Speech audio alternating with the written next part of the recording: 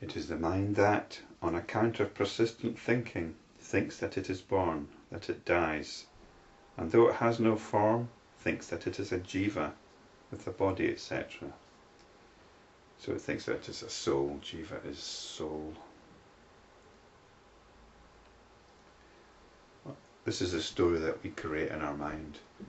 We create this story of ourselves being a personality, of being a particular shape, of having a certain life and all the rest of it. On account of thoughts alone does it acquire a nationality and enjoys or suffers pleasure and pain, all of which are in the mind like oil in a seed. It's the nature of things to get caught up in stories, to create stories and believe in these stories. He who does not allow his mind to roam in objects of pleasure is able to master it.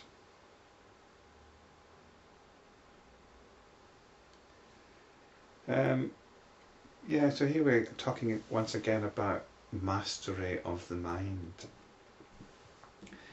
And I put the question previously, well, who is doing the mastering? What is it that's doing the mastering? What is it that masters the mind? This is the point at which we've actually got some sort of choice, some sort of free will.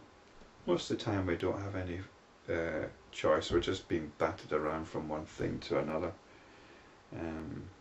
The attention is being hijacked willy-nilly from one thing to another. And it's the attention that we can master. The attention is constantly being hijacked. Our sense of being is continuously being hijacked. We're being hypnotized into one thing or another. It's the intention that we can take mastery of.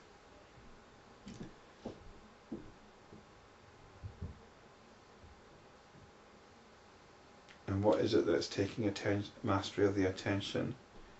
It's ourself in the purest sense of the word, in the realist sense of the word. Even as one who's bound to a pillar does not move, the mind of a nobleman does not move from the reality. He alone is a human being, the others are worms. Seems like quite an unnecessary judgment to make, describing people as worms that don't follow this. But I think the idea is to encourage you not to be a worm and to fulfill your human potential.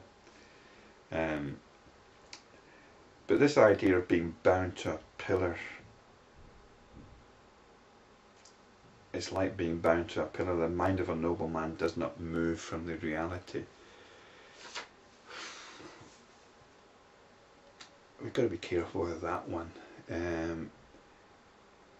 It's setting up a false kind of dichotomy. True mastery is allowing the attention to go where it needs to go. The attention does need to be focused on things.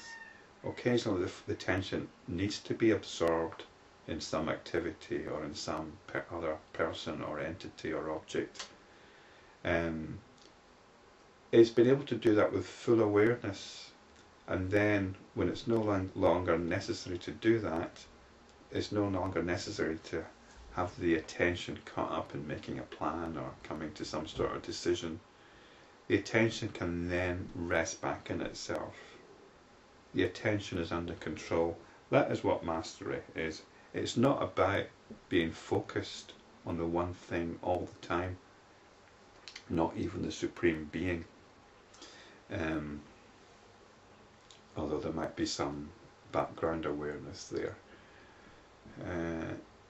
Again, there's this confusion here between concentration and awareness.